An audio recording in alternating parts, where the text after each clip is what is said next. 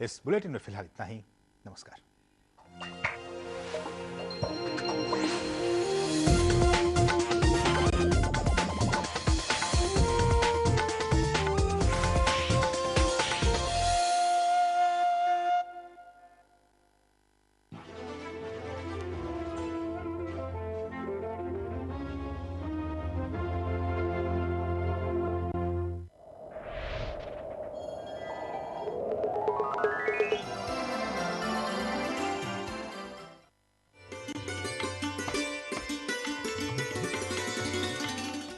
Tax नाम सुनते ही मन में एक डरावना ख्याल आता है, लेकिन टैक्स ही है जो हमारे आसपास की दुनिया को खूबसूरत और सुविधाजनक बनाता है।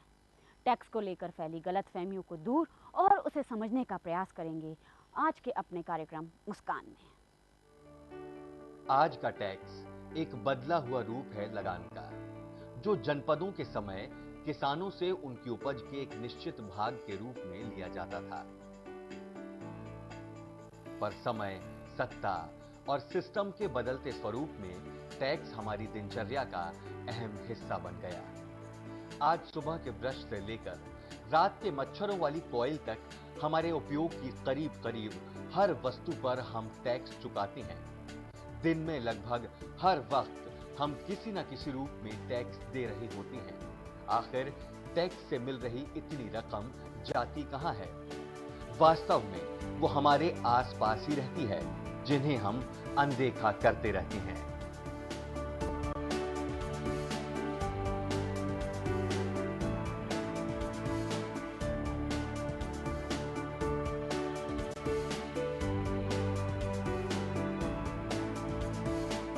टैक्स सिस्टम शुरुआत में पहले जब पुलिस स्टेट होती थी तो basically police maintenance, arm forces के मेंटेनेंस, हाईवेज, कम्युनिकेशन, इसको मेंटेन करने के लिए लिया जाता था। मॉडर्न स्टेट जो है वो डेवलपमेंट स्टेट है। इसमें डेवलपमेंट के एक्सपेंडिचर एडमिनिस्ट्रेटिव एक्सपेंसेस से बहुत ज़्यादा है, उसके लिए टैक्सेस की ज़रूरत होती है। अब गवर्नमेंट जो है वो डेवलपमेंट एक्टिविटीज़ की वजह से बहुत बड़ा स्पेंडर है। आप देखें कि हाईवेज़ गवर्नमेंट बनाती है, डिफरेंट पब्लिक एसेट्स गवर्नमेंट बनाती है, बहुत सी स्कीम्स चलाती रहती है, जो उनका असर बिजनेस के ऊपर भी है। इन सब के लिए पैसा चाहिए। अच्छा, बिजनेस के का भी इसमें इंटरेस्ट इन्वॉल्व है कि वो टैक्स पे करे, क्योंकि अगर गवर्नमेंट के पास मनी नहीं होगा तो गवर्नमेंट स्पेंडिंग घट जाएगी। अगर गवर्नमेंट स्पेंडिंग घटेगी तो उससे इकोनॉमी के ऊपर एडवर्स इफेक्ट पड़ेगा। आइए एक नजर डालते हैं टैक्स की उस सूची पर जिन्हें हम चुकाते हैं। Income tax, service tax, VAT tax, direct tax, indirect tax, corporate tax, property tax, आबकारी टैक्स, शिक्षा टैक्स, रक्षा टैक्स, सड़क पुल पुलिया टैक्स, चिकित्सा टैक्स, नगरीय निकाय टैक्स, मंडी tax, sales tax, import tax, state tax, central tax, विद्युत टैक्स, सेवा टैक्स और मनोरंजन टैक्स। ये सूची बहुत लंबी है। यहां शायद इस सूची में कुछ टैक्स रह गए हों। कई सारे टैक्स को इकट्ठा कर इसे केंद्र और राज्य के बीच बांटा जाता है। कुछ टैक्स सिर्फ राज्य सरकारें ही लगाती और इकट्ठा करती हैं और कुछ केंद्र लगाता है। लेकिन आज का हमारा मुद्दा इनकम टैक्स है। इनकम टैक्स ये है कि जो आपकी जिनकी आमदनी जो रिक्वायर्ड वहाँ पे लिमिट है उससे ज़्यादा होती है, उनको इनकम टैक्स रिटर्न फाइल करना ज़रूरी है। इनकम टैक्स ये क्या है कि एक सेंट्रल गवर्नमेंट का और स्टेट गवर्नमेंट के दोनों का सोर्स ऑफ रेवेन्यू है, जो इस सोर्स से गवर्नमेंट पैसा इकट्ठा करके और विकास कार्यों में इसका पैसा लगाते हैं। तो सर, इसके लिए जैसे रिटर्न फाइल करना ऐसा कहा जाता है, तो बेसिकली रिटर्न फाइल करना क्या कहलाता है? नहीं, रिटर्न फाइल करना ये है कि जो आपकी आमदनी है उसके बारे में जानकारी देना। वो डिपार्टमेंट ने प्रेस्क्राइब्ड फॉर्मेट बना रखा है, उस फॉर्मेट में आपको जानकारी देना रहता है। अलग अलग सोर्स ऑफ इनकम है, जैसे सैलरी का है, हाउस प्रॉपर्टी का इनकम है, बिजनेस की इनकम है, कोई आपने कैपिटल गेन है, प्रॉपर्टी बेची, शेयर्स बेचे, उसकी इनकम है, अदर सोर्सेज की इनकम है जिसमें मुख्यतः ब्याज और ये चीज़ें आती हैं। तो ये अलग अलग हेड उन्होंने बनाए हुए हैं, उससे उस प्रोफार्मा में अपने को ये भरना पड़ता है। हमारे द्वारा दिया गया टैक्स प्रत्यक्ष और अप्रत्यक्ष रूप से हमारे ही काम आता है। इनकम टैक्स रिटर्न भरने का फायदा ये होता है कि बैंक हमें लोन देने के लिए तत्पर रहता है। ये लोन हम किसी भी वित्तीय जरूरत के समय प्राप्त कर सकते हैं। एक तरह से गंभीर बीमारी का इलाज और उच्च शिक्षा का सपना या घर हो एक अपना जैसी कई जरूरतें लोन की रकम से पूरी की जा सकती हैं। ये एक बहुत बड़ा वर्ग है जो टैक्स चुकाता है उनकी बेहतरी के लिए जो साधन विहीन है। आइए अब जानकारी लेते हैं कि टैक्स भरने के क्या हैं फायदे और क्यों है पैन कार्ड इतना जरूरी। तो एक सेक्शन 139 होता है जो ये कहता है कि ऐसा हर व्यक्ति जिसकी टैक्सेबल इनकम है उसको रिटर्न दाखिल करना जरूरी है, और अगर वो रिटर्न दाखिल नहीं करता है तो उस पर 5,000 की पेनल्टी इम्पोज की जा सकती है। ये तो हुआ एक लीगल एस्पेक्ट। अब आप बोलिए कि अदरवाइज ऑल्सो क्यों करना ज़रूरी होना चाहिए। तो हर ऐसा व्यक्ति जो कुछ प्राइवेट काम कर रहा है, अगर हम 2 हिस्सों में बांट लेते हैं, एक जो सैलरीड एम्प्लॉय है, एक दूसरा जो बिजनेस कर रहा है या प्रोफेशन कर रहा है, अपना प्राइवेट काम कर रहा है। सैलरीड वाले के लिए तो अपनी इनकम का प्रूफ ये हो सकता है कि उसको सैलरी का सर्टिफिकेट वो दिखा दे, लेकिन उससे सिर्फ उसके एक ही प्रूफ जनरेट होता है, that is income from salary. उसकी दूसरी इनकम भी हो सकती है, सपोज उसकी हाउस प्रॉपर्टी है, सपोज उसके पास बहुत सारी बैंक की FDR हैं, सपोज वो दूसरा कुछ काम पार्ट टाइम भी ऐसा करता है जिससे उसको कुछ इनकम होती है। तो अल्टीमेटली अगर कभी ये बात उठती है कि इनकम का क्या प्रूफ है, what is your total income, तो उसके पास प्रूफ के लायक कुछ भी ऐसा डॉक्यूमेंट नहीं होता। वो 3-4 चीज़ें जोड़ करके बताने की कोशिश करता है। तो इनकम टैक्स डिपार्टमेंट में अगर आपने इनकम का पूरा डिटेल दिया हुआ है बाय फाइलिंग योर रिटर्न, तो आपको एक क्लियर जानकारी ये मिल जाती है कि आपकी क्या इनकम है, और उस इनकम सर्टिफिकेट का बहुत महत्व है। कल को आप किसी भी तरह का लोन लेने की बात करते हैं तो वो इनकम का एक प्रूफ आपको देने की बात आती है। सबसे पहला प्रूफ वही होता है। या बैंक में आप जाते हो कि साहब मुझे एक मकान खरीदना है, तो बैंक देखेगा कि आपकी रीपेमेंट कैपेसिटी कितनी है। कैपेसिटी कहाँ से डिसाइड होगी कि आपकी इनकम कितनी है। तो ऐसी बहुत सारी चीज़ें हैं जिसके लिए ज़रूरी भी है। तो एक लीगल फॉर्मेलिटी भी है एज वेल एज आपके पर्सनल काम की भी चीज़ है, तो इसलिए करना बहुत ज़रूरी है और एवरीवन शुड फाइल इट। और आज की डेट में तो क्या ई फाइलिंग के रेजीम में हर आदमी खुद अपनी रिटर्न भी बना सकता है, लेकिन उसको थोड़ा सा देखना पड़ेगा, थोड़ा सी नॉलेज गेन करनी पड़ेगी। तो इसलिए रिटर्न तो भरना चाहिए, हर व्यक्ति को भरना चाहिए। नंबर ये कहाँ कहाँ किस तरीके से मतलब काम आता है इंडिविजुअल के? परमानेंट अकाउंट नंबर एक तो आइडेंटिटी का एक प्रूफ है कि आप टैक्स पेयर हो, नंबर 1। दूसरा उसमें आपकी फ़ोटोग्राफ होती है, डेट ऑफ बर्थ होता है। तो वो कई एजेंसीज जो है उसको एक आइडेंटिटी के हिसाब से भी उसका वो मांगती हैं। आपको कुछ भी नहीं करना है, हद से 100 रुपये का खर्चा होता है। उसके लिए गवर्नमेंट ने एजेंसीज बना रखी हैं। एक सिंपल एक एप्लीकेशन फॉर्म आपको साइन करना होता है, आपकी फ़ोटोग्राफ लगानी पड़ती है, 10 से 15 दिन में आपको पैन नंबर बन करके आ जाता है। लेकिन ये ध्यान रखें कि पैन नंबर तभी ऑब्टेन करना है जब हमारी टैक्सेबल इनकम हो। अदरवाइज़ क्या होगा, कभी ये हो सकता है कि भाई आपने पैन नंबर लिया है लेकिन उस पर रिटर्नें फाइल नहीं हो रही हैं, तो ऐसा नोटिस आ सकता है। फिर आपको जवाब देना है और कोई बात नहीं है, कोई पेनल्टी नहीं है। आपके पास पैन नंबर है लेकिन आपकी टैक्सेबल इनकम नहीं है, इसलिए अगर आपने रिटर्न फाइल नहीं करी है तो आप पे कोई पेनल्टी नहीं है उस बात की। यह तो साफ है कि टैक्स हमारा अपना है और हमारे अपनों के लिए। फिर भी कुछ तकनीकी बातें हैं।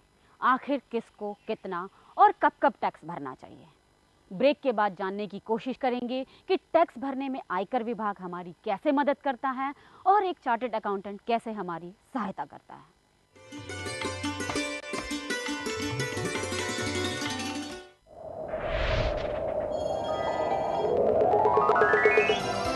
न्यूज एंड व्यूज की खबरों के अलावा अगर देखना हो कोई टीवी चैनल या पढ़ना हो कोई अखबार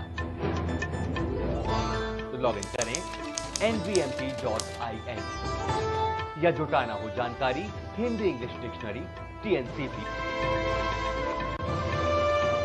या भूमि विकास अधिनियम land use map, value of the property या खसरा खतौनी से संबंधित बहुमूल्य जानकारी, सब कुछ एक क्लिक पर हासिल। लॉग इन करें nvmp.in। इसके साथ अगर करना हो रेलवे रिजर्वेशन या जाना हो on vacation, log in to nvmp.in। और अगर हो जाएं इन सबसे bore, no worries, click into humour section, हो जाएं हंसी से सराबोर। लॉग इन करें www.nvmp.in।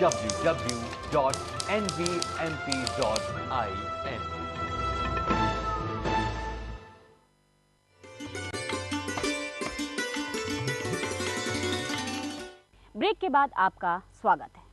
अक्सर हमें लगता है कि टैक्स भरना काफ़ी झंझट वाला काम है और बिना किसी की सहायता के हम अपना टैक्स नहीं भर सकते। क्या वास्तव में टैक्स भरना झंझट वाला काम है? आखिर वे कौन सी बातें हैं जिन्हें एक टैक्स पेयर को ध्यान रखना चाहिए? इनकम टैक्स एक्ट की शुरुआत 1922 में हुई थी, जो अपने उसी रूप में 1961 तक जारी रहा। लेकिन 1961 के बाद से करीब करीब हर साल इस एक्ट में संशोधन होता रहा है। 61 में पहली बार इसको बदला गया था, एक नया एक्ट आया था। उसके बाद आज तक इसी एक्ट में सबसे ज़्यादा अमेंडमेंट हुए हैं और आज अमेंडमेंट मेरे ख्याल से जो है 61 से लेकर अब तक 10,000 से ऊपर अमेंडमेंट हो गए होंगे इसके अंदर। तो इसमें तो एक्चुअली अमेंडमेंट ना हो वो ज़्यादा ज़रूरी है ताकि कोई स्थायित्व तो रहे। यहाँ हर साल जो है इसके अंदर 200-250 अमेंडमेंट कर दिए जाते हैं।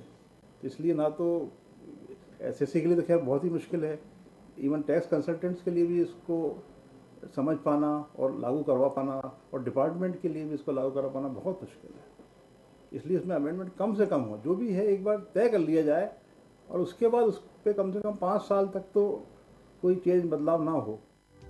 तो सुना आपने, शायद इसलिए चार्टर्ड अकाउंटेंट अक्सर यही कहते सुने जाते हैं कि वे कई सालों से प्रैक्टिस कर रहे हैं।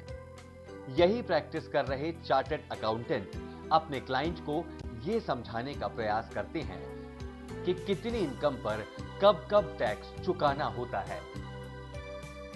जो 60,000 से बिलो मतलब सीनियर सिटीजन में नहीं आते, उनको 2 लाख रुपए से यदि इनकम अधिक होती है तो उनको रिटर्न भरना है। सीनियर सिटीजन के लिए 2,50,000 रुपये है और सुपर सीनियर सिटीजन जैसे जिनकी 80 ईयर्स से अबव एज है उनको 5 लाख तक फ्री है। कोई ज़रूरी है कि अगर हम रिटर्न फाइल कर रहे हैं तो हम किसी एडवोकेट का सहारा लें या हम किसी सीए के पास जाए? ये जरूरी नहीं, ऐसा ज़रूरी नहीं है। बहुत सारी इन्फॉर्मेशन तो काफ़ी सिंपलीफाई हो चुका है, लेकिन अभी भी क्या है, जो रिटर्न है ना वो प्रॉपरली अगर भरना है। और अब क्या कि हर चीज़ ऑनलाइन हो गई है। ऑनलाइन में बहुत सारे टेक्निकल इश्यूज़ हैं जो हर आदमी नहीं कर सकता है। तो मतलब एडवाइजेबल यही है कि किसी भी टैक्स कंसल्टेंट से या एक रिटर्न प्रिपेयर भी डिपार्टमेंट ने नियुक्त किए हैं, उनकी सेवाएं लेना चाहिए। क्या हर साल टैक्स की दर एक ही होती है या महंगाई के साथ साथ बदलती भी है? नॉर्मली तो इन्फ्लेशन को देखते हुए सरकार उसको हर कुछ वर्षों में बदलती है, लेकिन अभी पिछले कई वर्षों से इसको महंगाई के हिसाब से एडजस्ट नहीं किया गया है। इसलिए अभी जो बेसिक स्लैब है 2 लाख का, ये महंगाई को देखते हुए बहुत कम है। अच्छा, आप क्या चाहते हैं कि कितना मतलब स्लैब होना चाहिए? ये आज की परिस्थितियों को देखते हुए कम से कम 3 लाख रुपए तो होना ही चाहिए।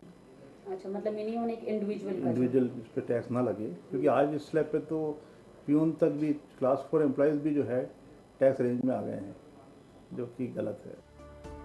आप नौकरी पेशा हैं या व्यापारी या फिर सेवा क्षेत्र से जुड़ा कोई काम करते हैं, आपको आयकर भरने के लिए निर्धारित फॉर्म भरना होता है और बेहद आसान प्रक्रिया से टैक्स जमा हो जाता है। फिर भी आपको लगता है कि कुछ परेशानी है, तो उसके लिए विभाग है ना। आयकर विभाग ने सहायता केंद्रों के अलावा इंडस्ट्रीज को ट्रेनिंग देने की जिम्मेदारी भी संभाल रखी है। साथ ही समय समय पर प्रचार के माध्यम से भी लोगों को एडवांस टैक्स भरने के लिए प्रेरित किया जाता है। पब्लिकेशंस होते हैं, उनके लिए वेबसाइट है हमारी, वेबसाइट पे पढ़ करके उससे भी लोग ज्ञान अर्जित कर सकते हैं। हमारी डिपार्टमेंट की वेबसाइट है और समय समय पर हम लोग सेमिनार्स वगैरह करते रहते हैं। और जैसे कि अभी आजकल हमारे पास इस समय जो काम है वो एडवांस टैक्स का है। उसके लिए हम डिफरेंट जो ट्रेड एसोसिएशंस हैं, ट्रेड ऑर्गेनाइजेशंस हैं, लेकिन जैसे CII है, PhD है और भोपाल चैम्बर ऑफ कॉमर्स है और क्रेडाई है, इस तरह की जो इंस्टीट्यूशंस हैं, ऐसी बहुत सी दर्जनों इंस्टीट्यूशंस हैं यहाँ पे भोपाल मध्य प्रदेश में, जिनके संग हम संपर्क बनाते हैं, उनकी एग्जीक्यूटिव कमेटी के मेंबर्स से मिल के हम इस बारे में बातचीत करते हैं। कई बार वो पब्लिक मीटिंग्स भी ऑर्गेनाइज करते हैं, करी गई हैं, उसमें भी हम गए हैं। एसोसिएशंस के अपने सारे मेंबर्स की मीटिंग बुलाते हैं, उसमें जाते हैं वहाँ। और हमारी जो मीटिंग्स हैं उसका अर्थ पर्पस सिर्फ टैक्स दीजिए ये नहीं होता है। मीटिंग का पर्पस ये भी होता है कि आपकी क्या समस्याएं हैं वो बताइए, ताकि उनको सॉल्व कर सकें। तो अभी रिसेंटली जैसे हमने institute of chartered accountant of India, उनकी एक्सक्यूटिव कमेटी के संग मीटिंग करी जनरल बॉडी के साथ में 2 दिन पहले, लड़ाई के संग की है। तो उनसे सबकी जो इंडस्ट्री स्पेसिफिक प्रॉब्लम्स हैं वो उनसे प्रपोजल भी लिए हैं कि आप लोग डिस्कशन किया है, फिर हमने सजेस्ट किया है कि आप स्टडी सर्कल बनाइए और अपने प्रॉब्लम को सीख से ड्राफ्ट करके भेजिए, ताकि हम उस पर अमेंडमेंट, जहाँ अमेंडमेंट की ज़रूरत पड़ती है वहाँ अमेंडमेंट के लिए हम प्रपोजल आगे बढ़ा सकें मिनिस्ट्री में।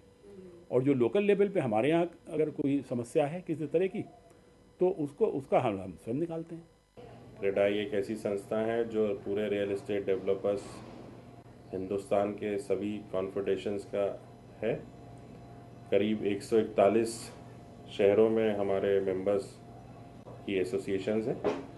कमिश्नर साहब ने हमको एडवांस टैक्स के बारे में चर्चा करने के लिए बुलाया था और उन्होंने बड़े ध्यानपूर्वक हमारी बातें सारी सुनी और हमको मोटिवेट किया कि हम लोग एडवांस टैक्स भरें ज़्यादा से ज़्यादा, ताकि केंद्र शासन में पूरा पैसा इकट्ठा जल्दी हो जाए। और हम लोगों ने उनकी बात को बड़े गंभीरता से लेते हुए उसका पालन भी किया है। और भी कई विषयों पे हमारी सोनकर साहब और उनके सहयोगियों से चर्चा हुई और हमारी समस्याओं के बारे में भी उन्होंने पूछा, जो हमने उनको अवगत कराया। और उन्होंने हमें आश्वासन दिया है कि जो भी हमारी समस्या है उनका शीघ्र ही निराकरण करने की वो यथासंभव प्रयास करेंगे। हर साल बदलने वाले टैक्स स्लैब से भी पता चलता है कि देश की विकास दर क्या है और किस गति से आगे बढ़ रही है। हर साल इंडस्ट्रीज और व्यक्तियों पर लगने वाले टैक्स का स्लैब बदलता है, जिसके कारण कम या ज्यादा टैक्स वसूलने जैसी आशंकाएं और टीडीएस रिटर्न भरने में भी शिकायतों का सामना करना पड़ता है। ऐसी हर स्थिति में विभाग आपकी शिकायतें सुनने को तैयार बैठा है। ऑफिसर्स को भी आप इंस्पेक्ट करने के लिए कोई मॉनिटरिंग सेल है कि वो लोग कैसे काम कर रहे हैं, कहीं कोई हैरेस तो नहीं हो रहा है या किसी से ज़्यादा टैक्स तो नहीं ले लिया है, मतलब ऐसा कोई सेल बनाया हुआ है? पूरा है सेल। क्या, ये तो पूरा ऑर्गेनाइजेशन में हमारा चेक एंड बैलेंस सिस्टम है। जैसे ये एक पिरामिड है ऑफिसर्स का, तो एक इनकम टैक्स ऑफिसर है सबसे, उस पर अगर ऑफिसर कैडर में शुरुआत में, उसके बाद में क्लास 1 कैडर में हमारा असिस्टेंट कमिश्नर होता है और इनका सुपरवाइजरी ऑफिसर होता है जॉइंट कमिश्नर, रेंज इंचार्ज। वो जॉइंट कमिश्नर रैंक का भी हो सकता है, एडिशनल कमिश्नर का। उसके ऊपर फिर कमिश्नर्स हैं। फिर इनके एक्शंस का हम लोग इंटरनल ऑडिट करते हैं। उसके अलावा भारत सरकार का रिसीट ऑडिट डिपार्टमेंट है, वो ऑडिट करता है। तो इसमें दोनों ही चीज़ जब हम ऑडिट करते हैं तो 2 बात देखते हैं कि टैक्स मान लीजिए ए है तो -A का ऑर्डर भी रॉन्ग है और +A का भी ऑर्डर रॉन्ग है। यानी अगर मान लीजिए 100 रुपये टैक्स आना चाहिए तो जो ऑर्डर 90 रुपये टैक्स लगाएगा वो भी गलत है और जो 110 लगाएगा वो भी गलत है। तो उसके लिए फिर ऑडिट ऑब्जेक्शन के थ्रू उसको चेक करते हैं, एक्शन को सेंसर करते हैं। बहुत बार अगर मिस्टेक लैटेंट होती है तो एक्सप्लेनेशन कॉल करते हैं और कई बार और भी सीरियस एक्शन लिए जाते हैं। तो वो चेक एंड बैलेंस हमारे यहाँ है। 2 तरीके हैं। एक तो सबसे पहला जो आपने बताया है कि इमीडिएट एक्शन जो होता है वो तो ऑडिट का होता है। उसके अलावा ग्रीवेंस रिड्रेसल सिस्टम एक हमारा है पूरा, जिसमें कि मान लीजिए कि आपकी हिसाब से आपकी इनकम बनती थी 1000 रुपये, लेकिन ऑर्डर हो गया 1500 का। आपको ये ग्रीवेंस है कि 500 रुपये का मेरे ऊपर ज़्यादा टैक्स लगाया गया है। तो उसके लिए अपील है। हमारा फर्स्ट स्टेज अपील का होता है। पहली अपील कमिश्नर अपील के सामने, वो इनकम टैक्स का ऑफिसर है लेकिन वो कमिश्नर या चीफ कमिश्नर के जुरिडिक्शन में काम नहीं करता है, वो अपने विवेक से ही कार्य करता है, समझे। उसके फैसले पर कोई इंटरफेयर नहीं करता है। उसके फैसले के खिलाफ फिर डिपार्टमेंट अपील कर सकता है या एसएससी करदाता कर सकता है, दोनों ही। कमिश्नर अपील के फैसले के खिलाफ, वो अपील होती है इनकम टैक्स अपीलेट ट्रिब्यूनल में, आयकर अपीली प्राधिकरण, जैसे यहाँ पे इंदौर में बेंच है। और तो उसका ऑर्डर वो फाइनल फैक्ट फाइंडिंग बॉडी होती है। उसके बाद फिर 2 अपील स्टेज और हैं। कोई भी पार्टी एग्रीड होगी, ट्रिब्यूनल के ऑर्डर के खिलाफ लॉ पॉइंट पर डिपार्टमेंट भी हाई कोर्ट जा सकता है, एसएससी टैक्स पेयर भी जा सकता है, उसके बाद सुप्रीम कोर्ट भी जा सकता है। तो आप ये समझिए कि हमारे इसमें टैक्स एडमिनिस्ट्रेशन सिस्टम में ग्रीवेंस रजिस्ट्रेशन के 4 स्टेजेस हैं। फर्स्ट अपील है इनकम टैक्स कमिश्नर के यहाँ अपील, और दूसरी उसके बाद होती है इनकम टैक्स अपीलेट ट्रिब्यूनल, उसके बाद होती है हाई कोर्ट, उसके बाद सुप्रीम कोर्ट, 4 स्टेज तक। इनकम टैक्स विभाग अपनी स्थापना के समय से ही देश की आर्थिक असमानता को दूर करने में प्रयासरत है, सतत, निरंतर, लगातार।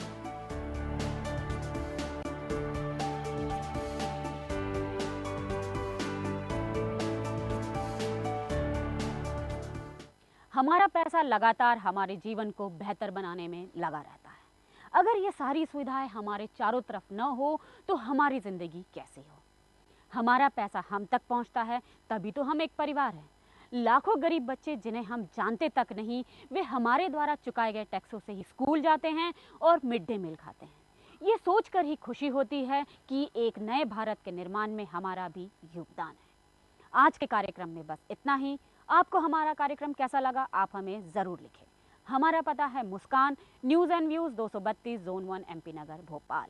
आप हमें ईमेल भी कर सकते हैं। हमारा ईमेल आईडी है tarun.nvmp@gmail.com। अगले हफ्ते आपसे फिर मुलाकात होगी, तब तक के लिए नमस्कार।